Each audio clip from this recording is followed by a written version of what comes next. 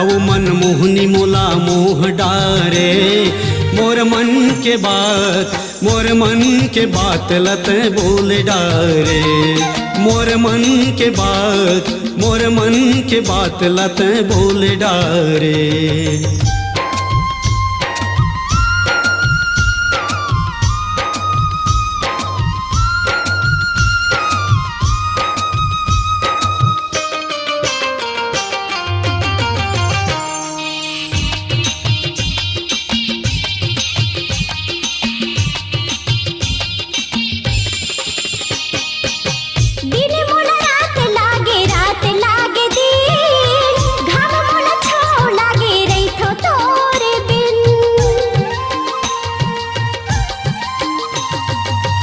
झूठ मोल सही लागे झूठ, तोरे जैसे दिखे मोला दुनिया के रूप। आओ मोर संग कोई खेल खेल जा, आओ मोर संग कोई खेल खेल जा।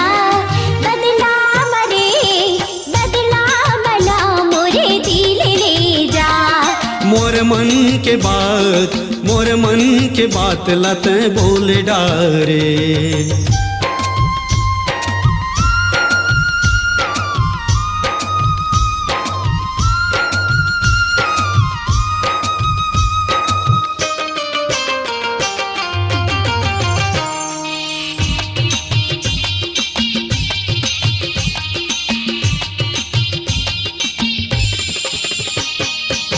खींचत ले गए मोल तोर माया के डोर, धीरे धीरे तोर मोर उड़ते है सो।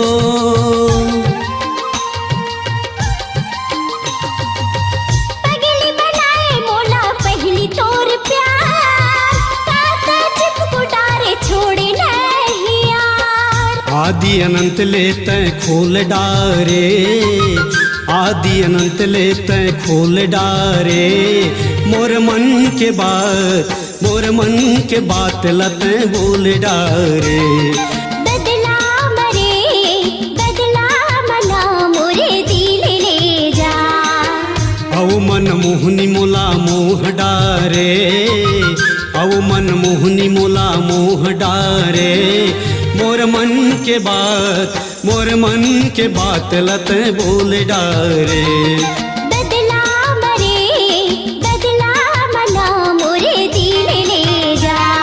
मोर मन के बात, मोर मन के बात लत बोल डारे। बदला मला मोरे दिल ले जा। स्वरांजलि स्टूडियो, नेमीचंद गली नंबर 2, गंजपारा, रायपुर।